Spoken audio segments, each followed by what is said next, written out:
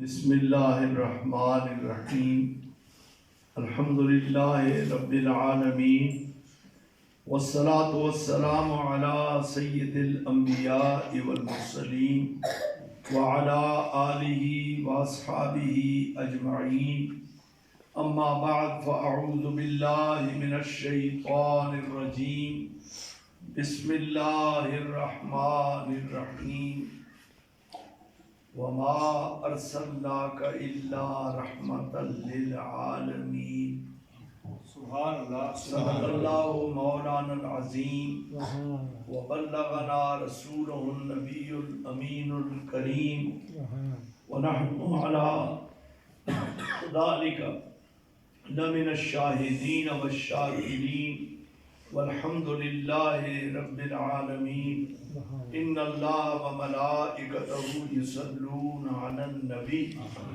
یا ایہا الذین آمنوا صلوا علیہ وسلموا تسلیما اللہم صل علی سیدنا مولانا محمد وعلی آل سیدنا ومولانا محمد وبارک وسلم وصلی علیہ۔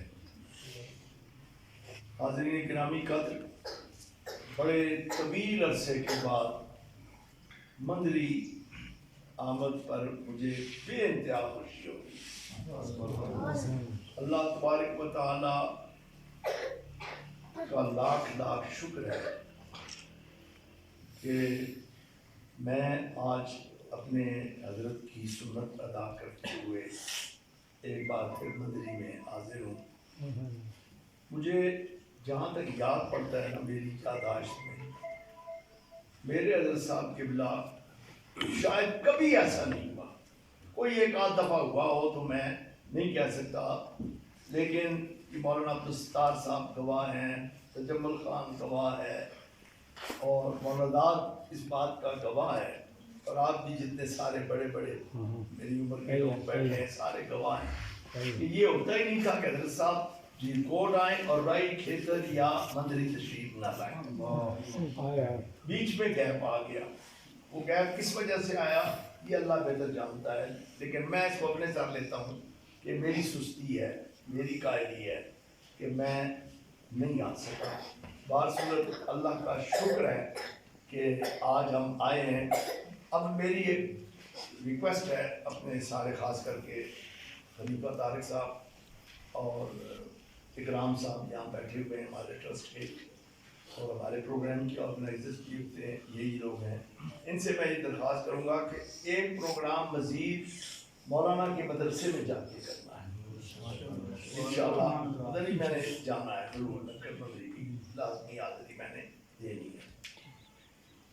مقصد بنیادی طور پہ میں جو بات آپ سے کرنے لگا ہوں وہ یہ کہ صوفیاء کرام اور علماء کے انداز تبلیغ میں تھوڑا سا فرق ہے، اور وہ فرق یہ ہے، ہم آپس میں بیٹھے ہوئے ہیں بالکل سادہ سے انداز میں، میں کوئی، آپ کو پتہ ہے میں کوئی یعنی شعر و شاعری بھی مجھے نہیں آتی، آواز بھی میری اچھی نہیں، سر بھی نہیں لگا سکتا، لیکن سادہ سی چند باتیں کروں گا آپ کے ساتھ بیٹھ کر کے، اور اللہ کرے کہ میری باتیں آپ کو سمجھ آ جائیں۔ صوفیاء اور اولیاء اللہ کے جو غلام ہیں ان کا اور علماء کا انداز تبلیغ تھوڑا سا مختلف ہے۔ علماء چونکہ فقہا کے طبقے سے تعلق رکھتے ہیں، لہٰذا وہ پہلے مسائل بتاتے ہیں، طریقے سکھاتے ہیں، پھر اس کے بعد ان تمام معاملات پر عمل کرانے کے لیے دین سمجھاتے ہیں، شریعت سے واقفیت دلاتے ہیں، اور یہ چیزیں بہت اہم اور بہت ضروری ہیں، اس لیے کہ جن کو بنیادی مسائل کا سرے سے پتہ ہی نہ ہو وہ ہدایت والے رستے پر چلنا ناممکن ہے۔ ٹھیک ہے نا جی؟ میں ایک چھوٹی سی مثال دیتا ہوں، اس کی مثال یہ ہے کہ اگر میں یہاں سے جانا چاہوں دیر کوٹ تو مجھے پوچھنا پڑے گا کسی اس بندے سے جو دیر کوٹ کے راستے سے واقف ہو کہ دیر کوٹ میں نے جانا ہے کس راستے سے جاؤں۔ اب اگر وہ واقف ہے تو وہ مجھے وہ راستہ بتا دے گا جو آسان ہوگا، اور میں آسانی سے اس راستے پر چل کر اپنی منزل تک पहुंच जाऊंगा। उलमा राहबरी और रहनुमाई का वो किरदार अदा करते हैं जिसमें वो मंजिल तक पहुंचने का रास्ता बताते हैं। और याद रखिएगा, मंजिल तक पहुंचने का रास्ता सिवाय शरीयत मुताहिरा के और कोई है ही नहीं। ये बात पक्की ज़हन में रखनी, पक्की। जिस तरह 2 और 2 4 होते हैं ना, इसमें कोई फर्क नहीं होता। 2 और 2 3.5 भी नहीं होते और 2 और 2 4.25 भी नहीं होते। बिल्कुल इसी तरीके से ये बात पक्की है कि उलमा हमारे रहबर हैं, उलमा हमारे रहनुमा हैं। लेकिन सूफिया के यहाँ तरबियत का जो उसूल है वो थोड़ा सा मुख्तलिफ है। वो क्या है?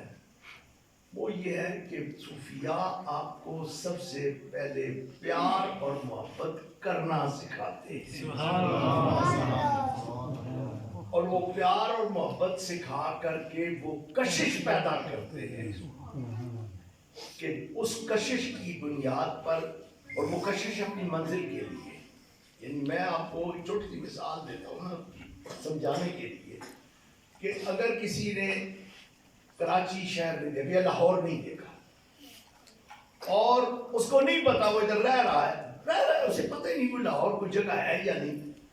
लेकिन अगर कोई बंदा बार बार उसे बताए वो यार लाहौर में तो कमाल की इमारत है, कमाल वो शाही किला है, वहाँ पे जनाब दाता दरबार है, वहाँ पे जनाब ये है, वहाँ पे वो है। अब जब ज्यादा जितनी वो ज्यादा बताएगा, इसके अंदर शौक पैदा हो जाएगा कि यार इतनी अच्छी जगह है तो मुझे जाना चाहिए। अब चाहे रास्ता दुश्वार हो, संगनाक हो, अगर शौक पक्का है ना तो बंदा जाके रहेगा। मेरी बात आप समझ गए? ये दोनों चीजें लाजिम और मलजूम है कि शौक भी हो, बगैर शौक के रहनुमाई बेकार, और बगैर रहनुमाई के शौक बेकार। ये दोनों चीजें लाजिम और मलजूम हैं। हमने इन दोनों को साथ लेकर चलना है। अल्हम्दुलिल्लाह अहले सुन्नत के उलमा के अंदर ये बात बतौरे खास मौजूद है कि उनके अंदर जज्बो शौक भी है और रहनुमाई का पूरी सलाहियत भी मौजूद है। ये अल्लाह ताला का करम है। इसीलिए आप देखें तो अहले सुन्नत के जो लोग हैं ना, उनके अंदर मिठास होगी, और जो अहले सुन्नत के नहीं होंगे उनके अंदर मिठास नहीं होगी। चाहे इल्म 2 सब लाइनें उन्होंने ज्यादा पढ़ी हुई, तलखी होगी, मिठास क्यों नहीं होगी? अब इस पर मैं नबी पाक का एक फरमान बयान करूंगा।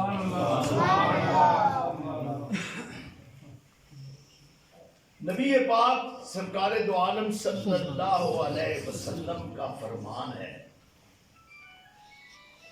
कि, बल्कि पूरी हदीस इस तरह है कि एक सहाबी आए हुजूर की खिदमत में और उन्होंने आकर के नबी पाक से सवाल किया, या रसूलल्लाह, कुछ लोग ऐसे होते हैं जो जज्बो शौक के साथ जब इबादत करते हैं रो रहे होते हैं, आंखों से आंसू रवा होते हैं, एक अजीब खुशू व खुशू का आलम होता है। और कुछ लोग ऐसे होते हैं जिनके यहाँ इबादत वो करते हैं लेकिन वो चीज नहीं होती।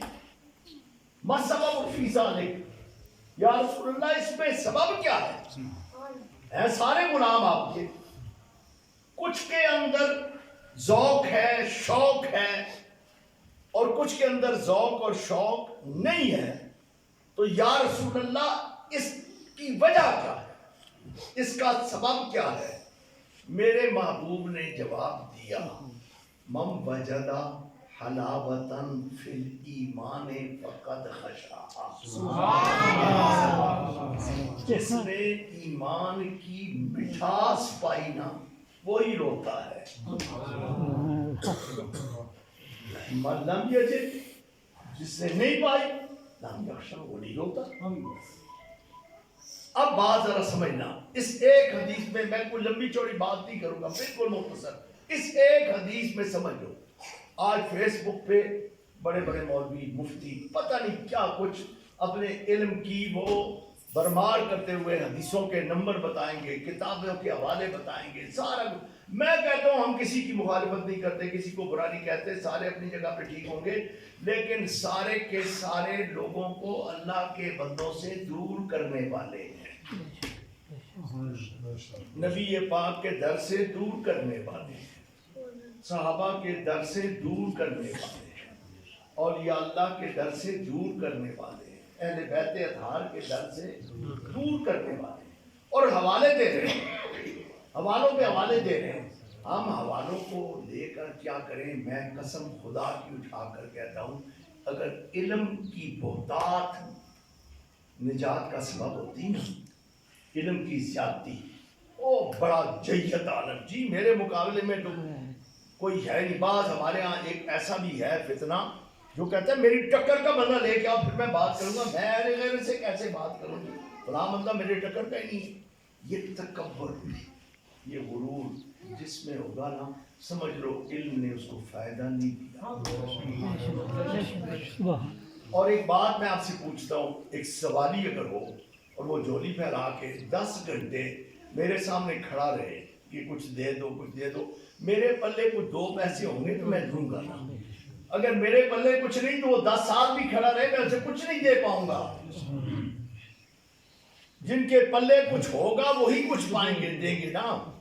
اب وہ لوگ اگر علم کی بہتات پر اور علم کی زیادتی پر اور علم کی مرتبوں کی بلندی پر اگر نجات ہوتی تو شیطان نجات پاتا، لیکن علم ہونے کے باوجود ساری کتابوں کا اسے علم تھا، ساری چیزوں کا اسے علم تھا، ساری باتوں کا اسے علم تھا، لیکن اس علم رکھنے کے باوجود بعض روایات میں آتا ہے نا، علماء اس کی تصدیق کریں گے کہ فرشتوں کا استاد بھی تھا، فرشتے اس سے تعلیم حاصل کرتے تھے، اس وقت کا جو علم تھا جتنا اسے تھا اسے اتنا کسی اور کو نہیں تھا، سب سے بڑا عالم اپنے دور کا سب سے بڑا عالم، لیکن دل میں محبت نہیں تھی نا، محبت کے اصولوں سے ناواقف تھا نا۔ محبت کہتی ہے دلیل تلاش نہ کر یار کے حکم پر سر تسلیم کو خام کرتے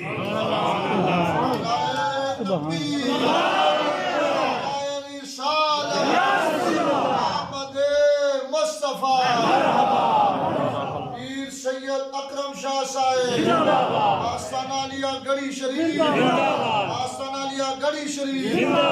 اب جبریل و ابلیس میں جو بڑا فرق دکھائی دیتا ہے نا، اس واقعے میں جو واقعہ انسانیت کی تخلیق کے فوراً بعد پیش آیا، تخلیق آدم کے فوراً بعد جو واقعہ ہوا نا، اس واقعے پر اگر ذرا غور کریں نا، وہ واقعہ کیا تھا کہ مٹی کا ایک پتلا تیار کیا گیا، ایسا ہی ہے نا جی، مٹی سے اور پانی سے خمیر تیار کیا گیا، خمیر کو رکھا گیا، پھر اس کے بعد اس کا پتلا تیار کیا گیا، پھر پتلا تیار کرنے کے بعد اس میں روح پھونک کی گئی، اس میں روح پھونکنے کے بعد پھر فرشتوں اور اس کا مقابلہ کرایا گیا۔ اب وہ مقابلہ کس کا تھا؟ مقابلہ تھا علم کا۔ مقابلہ کس کا تھا؟ علم کا۔ فرشتوں نے اپنے علم کا اظہار کیا تھا کہ اللہ جی تو خلافت اس کو دینے لگا ہے، وَيَسْفِكُ الدِّمَاءَ، اور وہ جو کہ خون بہائے گا اور فساد پیدا کرے گا، اس کو تو دینے لگا ہے خلافت۔ یہ جملہ تمام مفسرین کہتے ہیں کہ یہ جملہ فرشتوں نے اپنے علم کی بنا پر کیا تھا، اور آپ سب جانتے ہیں کہ وہ بات صحیح تھی یا نہیں، کہ انسان فسادی بھی ہے، انسان قاتل بھی ہے، انسان ظلم بھی کرتا ہے، انسان خون بھی بہاتا ہے، یہ ساری چیزیں انسان کے اندر موجود ہیں، اس کی اندر موجود ہیں، تو فرشتوں نے کوئی غلط بات تو نہیں کی، انہوں نے اپنے علم کی بات کی اور ساتھ میں انہوں نے اپنا اور انسان کا تقابل کیا. فرمایا یہ تو وہ ہے جو خون بہائے گا، فساد پیدا کرے گا. وَنَحْنُ نُسَبِّحُ بِحَمْدِكَ وَنُقَدِّسُ لَكَ، ہم وہ ہیں جو تیری تسبیح کہنے والے، حمد کہنے والے، پاکی بولنے والے لوگ موجود ہیں. تو ہمیں چھوڑ کر اس کو دے رہا ہے جس کے اندر یہ باتیں. اب یہ باتیں، یہ مکالمہ ہوا فرشتوں کے اور رب کے درمیان. اب رب کریم نے ان کو چپ کرا دیا. فرمایا جو میں جانتا ہوں نا تم نہیں جانتے. اللہ سبحان اللہ. گویا علم کی ایک حد ہے، اس حد کے اندر رہے تو ٹھیک ہے. سبحان اللہ. اس حد سے آگے بڑھنے کی اجازت نہیں ہے. تبھی تو کہا انی عالم ما لا تعلمون. بڑے دعوے کرتے ہو عالم ہونے کے، تمہارے علم کی بساط ہی کیا، تمہیں کچھ پتہ نہیں. میں جانتا ہوں انی عالم. اب جب اللہ پاک نے یہ جملہ کہا، اب آدم کی تخلیق ہوئی اور تخلیق آدم کے بعد حضرت آدم سے کہا، ان سے کہا اچھا جی اب کائنات کی جتنی اشیاء تھی نا، قیامت تک جو چیز آنی ہے وہ تمام کی تمام اشیاء فرشتوں کے سامنے رکھ دی اور کہا گیا ہاں جی. وقال انبئونی باسماء ہؤلاء. بڑا علم رکھتے ہو نا، اب ان ساری چیزوں کے نام بتاؤ. فرشتے چپ کر گئے، سمجھ گئے غلطی ہو گئی ہے. اور غلطی کا مداوع کیسے کیا؟ اللہ پاک کی بارگاہ میں ہاتھ جوڑے، سبحانک لا علم لنا الا ما علمتنا.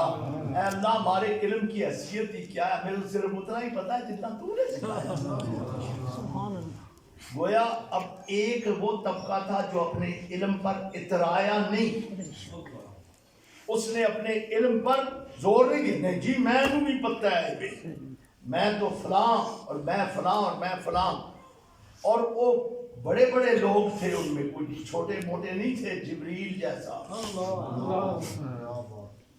اور میکائیل جیسا اور اسرافیل جیسا اور اسرائیل جیسا اور حاملین عرش جیسا، یہ بڑے بڑے لوگ، فرشتے، قدوسی مخلوق، ساری کی ساری ہاتھ جوڑ کر کھڑی ہو گئی.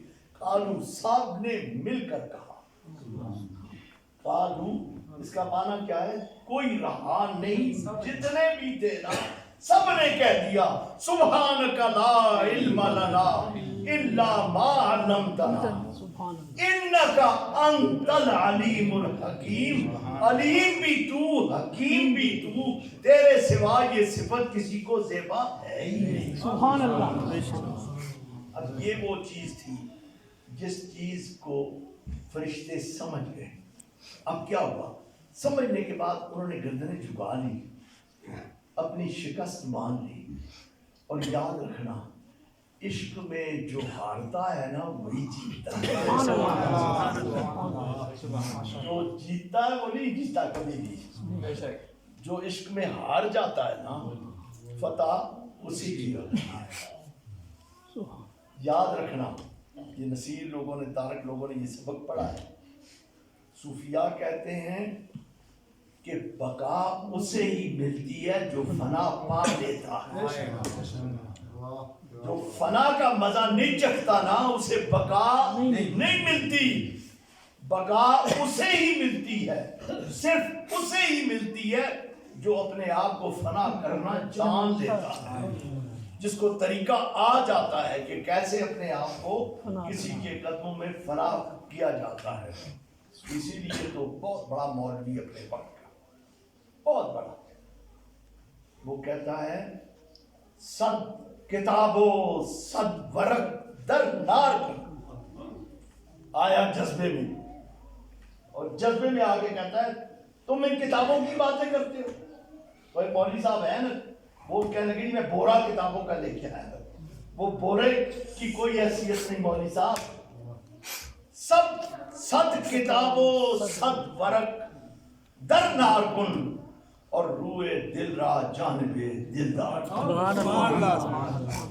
کہا تو نے اگر حقیقت پانی ہے نا تو ان کتابوں کو چھوڑ اپنے دل کے رخ کو یار کی جانب موڑ. سبحان اللہ. یہ ہے بنیاد. اچھا اب ہوا کیا؟ فرشتوں نے تو مان لی. اب رب کریم بے نیاز ہے نا، اپنی مرضی کا مالک ہے نا. اب رب کی مرضی یہ تھی کہ انہوں نے جنہوں نے بڑی بات کی ہے نا، اب ان کو اسی کے آگے جس کے بارے میں انہوں نے بات کی اسی کے آگے ذرا جھکا کے دیکھتا ہوں اور ان کو بتاتا ہوں کہ آؤ دیکھو اس کے آگے سر جھکا کر دیکھو، عظمت کو تسلیم کرو. میں نے ایسے ہی اسے نہیں بنایا خلیفہ، اس میں کوئی چیز ہے. سبحان اللہ. سبحان اللہ. اب جبریلی وہی ہے نا، میکائیلی وہی ہے جو یہ بات سمجھتا ہے کہ اللہ جس کو عطا کرتا ہے پھر وہ خاص بن جاتا ہے، اور جس کو اللہ خاص بنا دے اللہ چاہتا ہے کہ میرے سارے بندے اس کی تعظیم کریں. یہی وہ لطیف نکتہ ہے. اسی لیے کہا اسجدوا لآدم، اس آدم کے آگے سجدہ کرو. وہ سجدہ عبادت نہیں تھا، سجدہ تعظیم ہی تھا. رب نے آدم کو اپنا شریک بنا کر پیدا نہیں کیا بلکہ اپنا بندہ بنا کر پیدا کیا، اور فرق بتلا دیا رب نے. آج کے مولوی ٹاٹر کرتے ہیں، کرتے رہے، قیامت تک کرتے رہیں گے. رب نے فیصلہ کر دیا کہ عظمت و تعظیم میں اور شرک میں بڑا فرق ہے. چاہے سجدہ ہو اگر تعظیمی ہو تو وہ بھی شرک نہیں ہے. صرف ہماری شریعت میں، شریعت مصطفی سے پہلے سجدہ تعظیمی جائز تھا. یوسف کے آگے ان کے بھائیوں نے سجدہ کیا، قرآن میں موجود. آدم کے آگے فرشتوں نے سجدہ کیا، قرآن میں موجود. گویا پتہ یہ چلا کہ بندگان خدا کی عبادت نہیں کی جاتی، تعظیم کی جاتی. سبحان اللہ. بندگان خدا کی عبادت نہیں کی جاتی، تعظیم کی جاتی ہے. اور ابھی مولانا ایک بات کر رہے تھے نا کہ کس حد تک کیا جائے. یاد رکھو تعظیم جتنی کر سکتے ہو کرتے چلے جاؤ، تعظیم کی کوئی حد نہیں. صرف شرک نہ کرنا، معبود نہ بنانا. معبود نہیں ہو سکتا سوائے اللہ کے کوئی بھی، لیکن اللہ کے بندوں کی تعظیم ہم پر واجب ہے. اللہ پاک نے قرآن میں ارشاد فرمایا ہے عزت کس کے لیے؟ اللہ کے لیے. وَلِلَّهِ الْعِزَّةُ وَلِرَسُولِهِ، اور پھر کس کے لیے؟ خاص مومنوں کے لیے. کس کے لیے؟ خاص مومنوں کے لیے. اور جو ان کی عزت سے آپ کو دور بھگاتے ہیں نا، چاہے وہ مولوی، میں کہتا ہوں پی ایچ ڈیوں کے اس کے پاس انبار ہوں، ساری دنیا کی یونیورسٹیوں کی سندیں ہوں، ان کی بات قابل سنوائی اس لیے نہیں ہے، سننے کے قابل اس لیے نہیں ہے کہ وہ ہمیں ڈی ٹریک کر کے کسی اور راستے پر لے کے جا رہے ہیں. ایک چیز، اب فرشتوں کو بھی حکم ملا،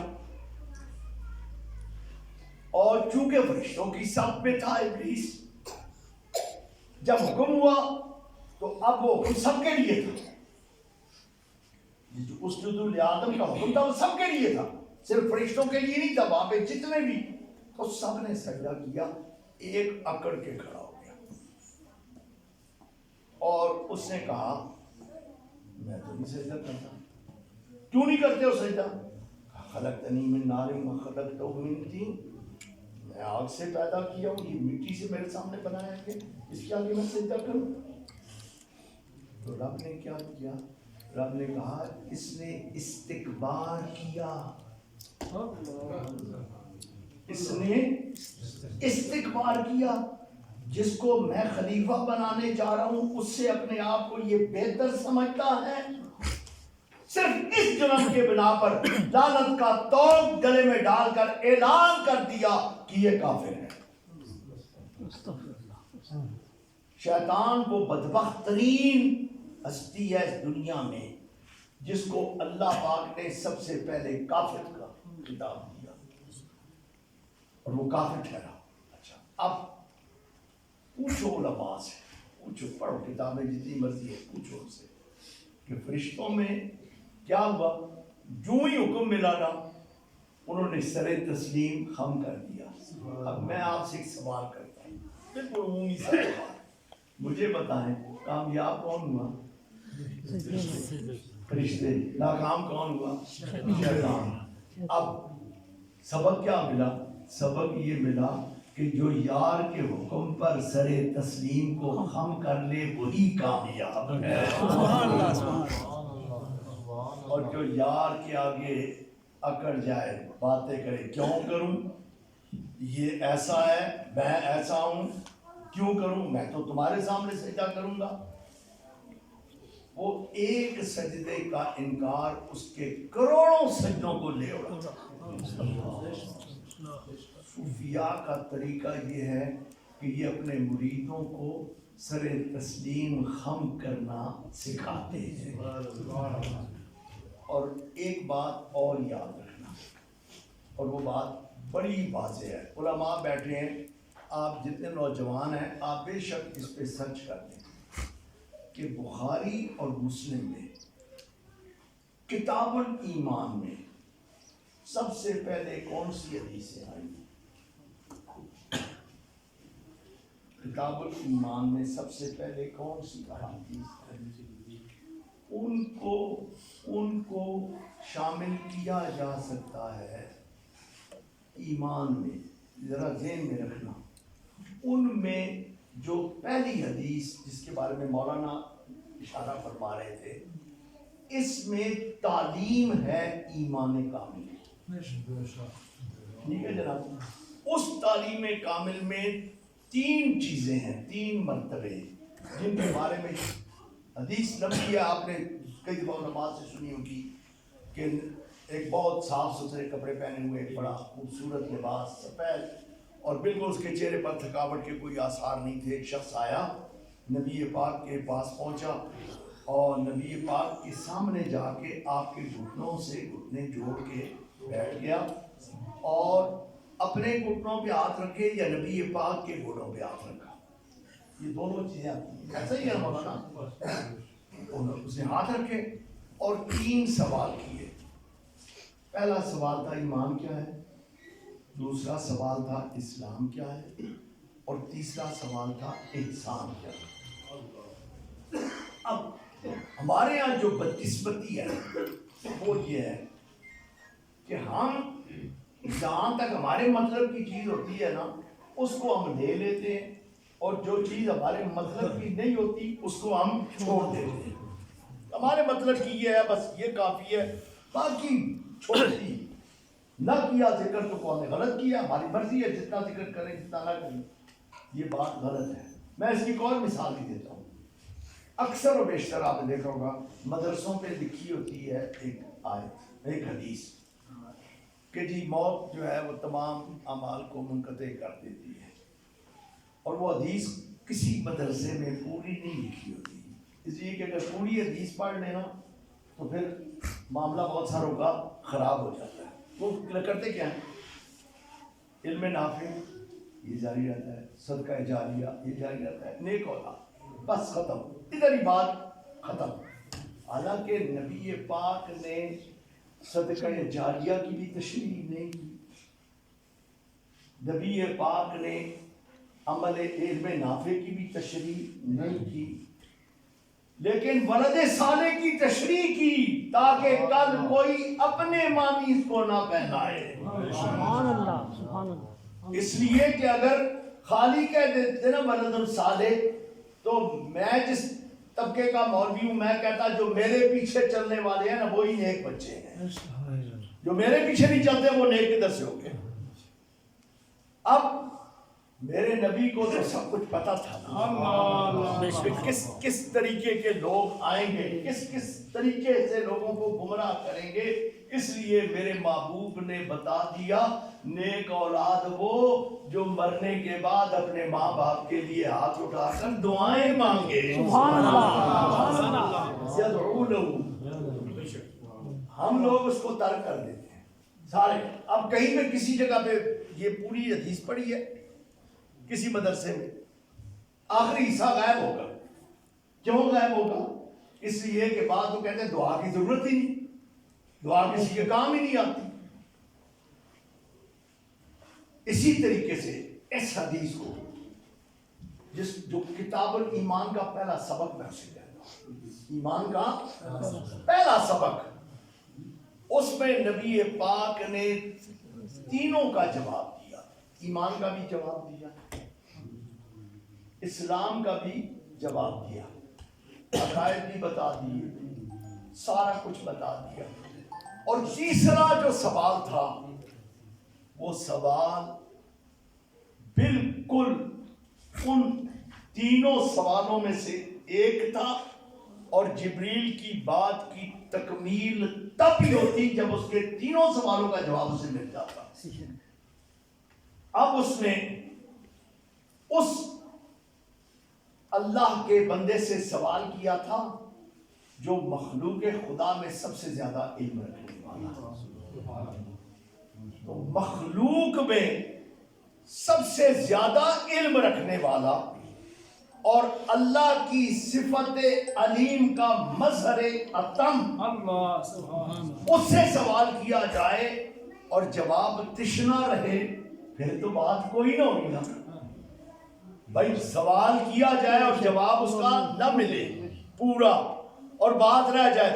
میں نے حضرت صاحب سے سوال تو کیے تھے دو کے جواب انہوں نے دے دیے، تیسرے کا جواب ہی نہیں دیا، تو بات پر لوگ یہی کہیں گے کہ دو کے جواب پیر صاحب کو آتے ہوں گے، تیسرے کا جواب نہیں آتا ہوگا، کیا کہیں گے نہیں دینے چاہتے ہو، پھر بھی حکمت ہوگی۔ لیکن سوال کرنے والا بھی بہت بڑا تھا، ملکوتیوں کا سردار، اور جس سے سوال کیا جا رہا تھا وہ بھی بڑا تھا، انبیاء کا سردار۔ اب ملکوتیوں کا سردار انبیاء کے سردار سے سوال کرے اور سوال کا جواب نہ ملے، بات نہیں۔ تیسرا سوال اس نے کیا جو بظاہر نظر آنے والی چیز نہیں، ایمان اسلام یہ نظر آنے والی چیزیں ہیں، لیکن تیسری جو چیز ہے احسان۔ اب ہم احسان کو کا جواب کیا دیں گے؟ عام طور پہ نیکی، یہی ہے پڑھنا، لغت میں یہی معنی بنتا ہوگا، میں تو نہیں جانتا لیکن آپ علماء موجود ہیں۔ احسان نیکی، تو نبی پاک یہ بھی کہہ سکتے تھے جو حد سے زیادہ نیکیاں کرے، جو بہت زیادہ صالح ہو، جو بہت زیادہ نیک ہو، اور وہ احسان ہے۔ یا نیکیاں جو کرے، جو زیادہ سے زیادہ اچھے کام کرے، جو مخلوق خدا کی خدمت کرے، جو لوگوں کو دے، جو اللہ کے حقوق، اللہ کے بندوں کے حقوق پورے کرے، وہ مقام احسان پہ فائز۔ اب میرے محبوب نے جو جواب دیا وہ جواب اس طبقے کے بارے میں سوال تھا جس طبقے کے بارے میں اللہ نے بڑے اہتمام کے ساتھ کہا ان رحمت اللہ قریب من المحسنین۔ ان بے شک اللہ کی رحمت کہاں پہ تلاش کرو؟ محسنین کے قرب میں تمہیں اللہ کی رحمت ملے گی۔ اسی لیے ہم کہتے ہیں ہم گڑھی شریف اس لیے جاتے ہیں کہ اللہ کی رحمت مل جائے، ہم توسا شریف اس لیے جاتے ہیں کہ اللہ کی رحمت مل جائے، ہم سرہند شریف اس لیے جاتے ہیں کہ اللہ کی رحمت مل جائے، ہم اجمیر شریف اس لیے جاتے ہیں کہ اللہ کی رحمت مل جائے، بغداد شریف اس لیے جاتے ہیں کہ اللہ کی رحمت مل جائے، اس لیے کہ رب نے بتا دیا ان رحمت اللہ قریب من المحسنین۔ وہ محسنین کون ہیں؟ احسان کا درجہ کیا ہے؟ اب میرے محبوب نے جو جواب دیا اس جواب کو ذرا دل کے کانوں سے سننا. میری ساری گفتگو کا مقصد اور نچوڑ، اللہ کے حبیب نے کہا کہ اللہ کی عبادت اور بندگی ایسے کی جائے، اللہ کی بندگی اور عبادت ایسے کی جائے مرتبہ احسان پر فائز ہونے کے لیے، ان تعبد اللہ کأنک تراہ، کہ تو بندگی رب کی کرے اس حال میں کہ رب کے جلوے تیرے سامنے. اچھا اب ذرا بات کو تھوڑا سا اور آگے بڑھا. انیس الارواح ملفوظات ہیں حضرت عثمان ہارونی کے، اور حضرت عثمان ہارونی پیر و مرشد ہیں خواجہ معین الدین چشتی اجمیری غریب نواز کے، اور یہ ملفوظات مرتب کرنے والے ہیں خواجہ غریب نواز. وہ فرماتے ہیں کہ میرے شیخ نے فرمایا حضرت عثمان ہارونی نے کہ ایک مرتبہ ہم کسی درویش سے ملنے گئے، اللہ والے سے ملنے گئے. یہ اللہ والے جتنے بڑے بڑے اللہ والے ہیں نا، یہ بھی اور یہ اللہ کی تلاش میں پھرتے رہتے ہیں، گھومتے رہتے ہیں، اور زندوں کے پاس بھی جاتے ہیں اور مردوں کے پاس بھی جاتے ہیں. اس لیے کہ فیض اللہ والا اس جہان میں بھی ہو تو فیض رسان ہے، اس جہان میں بھی پہنچے تو فیض رسان ہے. اللہ کا فیض کی رحمت ملتی ہے. تو پہنچے وہاں پہ، مغرب کا وقت تھا. جب اس کے حجرے میں یا اس کی خانقاہ میں داخل ہوئے تو اذان مغرب ہو گئی، اذان ہوئی. اب اذان کے بعد وہ جو بزرگ تھے وہ مصلی امامت پہ کھڑے ہو گئے. عثمان ہارونی کہتے ہیں باقی لوگ کھڑے ہوئے، ہم بھی سب باندھ کے پیچھے ان کے کھڑے ہو گئے. اب تکبیر ہو چکی، بڑی دیر گزری اور انہوں نے تکبیر اولا نہیں کی، اللہ اکبر نہیں کہہ رہے، کھڑے کھڑے کھڑے. کافی دیر گزر گئی. حضرت عثمان ہارونی کہتے ہیں میرے ذہن میں خیال گزرا کہ مغرب کا وقت بڑا قلیل ہو گیا ہے، حضرت اللہ اکبر کہہ رہے، تکبیر کیوں نہیں کہہ رہے. خیر جب انہوں نے تکبیر کہی اور وہ تکبیر کہنے کے بعد نماز ہوئی، حضرت عثمان ہارونی کہتے ہیں نماز کا لطف ہی آ گیا. نماز پڑھی تو نماز کا لطف ہی آ گیا. جب سلام پھیرا انہوں نے تو میری طرف مخاطب ہوئے، میری طرف مخاطب ہو کے کہنے لگے درویش، حضرت عثمان کو کہا اے درویش 35 سال ہو گئے ہیں تکبیر اولا اس وقت تک نہیں کہتا جب تک اس کے جلوے دیکھ گا. یہ اس لیے ہوگی کہ جب وہ اپنا چہرہ دکھاتا ہے نا، وہ وجد اللہ وجد اللہ، اللہ کا وہ کیا پوزیشن ہے، وہ کیا مقام ہے، وہ کیا مرتبہ ہے. اس مرتبے پر جو فائز ہوتا ہے وہ مرتبہ احسان پر فائز ہوتا ہے. اور دوسرے اللہ کے ایک بہت بڑے ولی کا کام، انہوں نے فتویٰ ہی دے دیا مولانا. اور وہ فتویٰ کیا تھا؟ وہ فتویٰ تھا کہ انہوں نے کہا آن کس کہ در نماز نبینت جمال دوست، وہ بندہ جو پڑھے نماز اور اللہ کا جلوہ نہ دیکھے، فتویٰ ہمیں دے ہم کہ نماز قضا سبحان اللہ، میں فتویٰ دیتا ہوں اس کی نماز بھی نہیں. تو اللہ کے نبی نے فرمایا ان تعبد اللہ کأنک تراہ، وہ اللہ کی عبادت کرے گویا وہ اللہ کو دیکھ رہا. اور وَإِن لَمْ تَكُنْ تَرَاهُ، اور اگر وہ اس مرتبے پر فائز نہیں ہوا ابھی تک تو تب تک اتنا ضرور سوچ کر بندگی کرے کہ وہ اللہ کی بارگاہ میں موجود ہے اور اللہ اسے دیکھ رہا ہے. گویا مجھے اس کا خلاصہ بیان کرنے کی اگر اجازت دیں تو میں یہ کہوں گا کہ جو حد سے زیادہ بڑھ کر آگے بڑھ کر خلوص کے ساتھ اللہ کی بارگاہ میں کھڑا ہوتا ہے نا، اور زبانی نہیں کہہ رہا ہوتا بلکہ دل کی زبان سے بار بار کہہ رہا ہوتا ہے جو الفاظ ہم دعائے قنوت میں کہتے ہیں نا، اللہم ایاک نعبد ولک نصلی ونسجد والیک نسعی ونحفظ. یہ وہ الفاظ وہ ہر بار جب بھی اللہ کی بارگاہ میں کھڑا ہوتا ہے زبان حال سے بار بار کہہ رہا ہوں اے اللہ میں تیری بندگی کرنے لگا ہوں، جسارت کرنے لگا ہوں تیری بارگاہ میں آنے والا۔ میں کون ہوتا ہوں؟ میں پلیت، میں برا، میں نکما، میں گندا، میں مندہ، میں کمزور، میں گناہگار، میں سیاہکار، میں روسیا، میں تیری بارگاہ میں آنے کے قابل نہیں، پر تیری رحمت کو دیکھ کر تیرے بلانے پر آ گیا ہوں۔ اللہم ایاک نعبد ولک نصلی، اور تیرے لیے تیری نماز پڑھنے لگا ہوں، ونسجد، اور تیری بارگاہ میں سجدے کرنے لگا ہوں، اور مولا اس کے لیے بےتاب ہوں، وَإِلَيْكَ نَسْعَىٰ وَإِلَيْكَ نَسْعَىٰ، اور میں بےتابی کے ساتھ بھاگ کر آیا ہوں، وَنَعْبُدُ، اور میں تیرا نوکر ہوں، میں تیرا غلام، میں عاجز ہوں، میں تیری بارگاہ میں آیا ہوں۔ اب جو اس انداز میں اللہ کی بارگاہ میں حاضر ہوتا ہے تب اس کو مقام احسان پر رسائی ملتی ہے۔ صوفیات چاہتے ہیں کہ ہم عبادت کریں تو اس طرح کی بندگی کریں کہ رب کو پسند آ جائے۔ یہی وہ فرق ہے۔ ہم لوگ محبت کا پیغام لے کے چلتے ہیں۔ محبت ایک ایسی چیز ہے نا جو بڑی بڑی باتیں معاف کرا دے۔ پیار ہونا، میں آپ سے چھوٹی سی ایک مثال دوں گا بلا تشبیہ و تمثیل، بلا تشبیہ و تمثیل۔ سب سے جلدی بندہ کس کو معاف کرتا ہے؟ اپنے بچے کو نا۔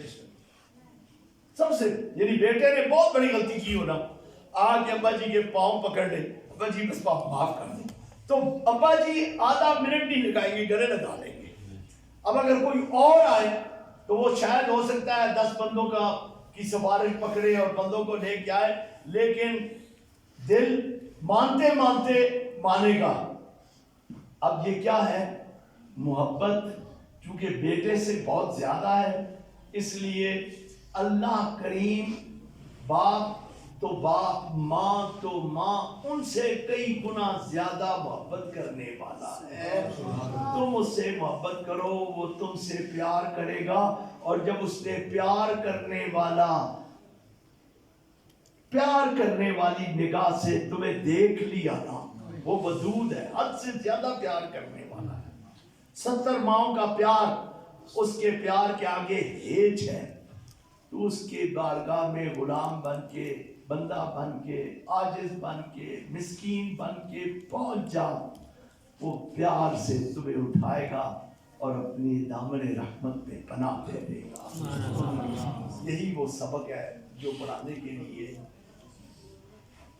حضور کے زمانے سے لے کر آج تک اولیاء اللہ چل رہے ہیں، پھر رہے ہیں۔ میری آپ سے یہی ہے کہ اگر ان سے وابستہ رہو گے تو محبت کا سبق پڑھو گے، اگر ان کو چھوڑ جاؤ گے تو میرے بچوں، میرے بھائیوں، یہ جو بڑے پڑھے لکھے لوگ ہیں نا، ان پڑھے لکھوں سے تمہیں فائدہ نہیں ملے گا، اور یہ جو ان پڑھ لوگ ہیں جن کو وہ ایک ہے وہ گمراہ بابے کہتا ہے، خدا کی قسم یہ بابے نہ ہوتے نا تو اسلام کا پرچم آج کائنات میں اس طرح نہ لہرا۔ بے شک جو اولیاء اللہ سے دور کرے وہ تمہارا نہیں، جو رسول اللہ سے دور کرے وہ تمہارا نہیں۔ اور یاد رکھنا، رسول اللہ کی ہر نسبت کا پیار کرنا اور احترام کرنا ہم پر واجب ہے، چاہے وہ نسبت نسبی ہو، آل بیت کے ساتھ پیار کرنا واجب، اور اگر روحانی ہو تو صحابہ کے ساتھ پیار کرنا واجب ہم پر۔ پیار کرنے والا جو ہے نا وہ نقائص نہیں دیکھتا، پیار کرنے والی آنکھ جو ہے نا وہ نقائص نہیں دیکھتی، وہ خوبیاں تلاش کرتی ہے۔ ہمیں تو صحابہ میں خوبیاں ہی خوبیاں نظر آتی ہیں، ہمیں تو اہل بیت میں پیار ہی پیار اور خوبیاں ہی خوبیاں نظر آتی ہیں، اسی لیے ہم ان کے دامن سے لپٹے پڑے ہیں۔ ہمارے لیے عزتوں کا معیار نبی کی نسبت ہے، تعظیم کا معیار نبی کی نسبت ہے۔ صحابہ کی عظمت بھی نبی کی نسبت کی وجہ سے، اور اہل بیت کی عظمت بھی نبی کی نسبت کی وجہ سے، اور اولیاء اللہ سے پیار بھی نبی کی نسبت کی وجہ سے۔ اللہ تبارک و تعالی ہمیں ان نسبتوں کو سمجھنے اور ان کا احترام کرنے کی توفیق عطا فرمائے۔ وما علینا الا البلاغ المبین۔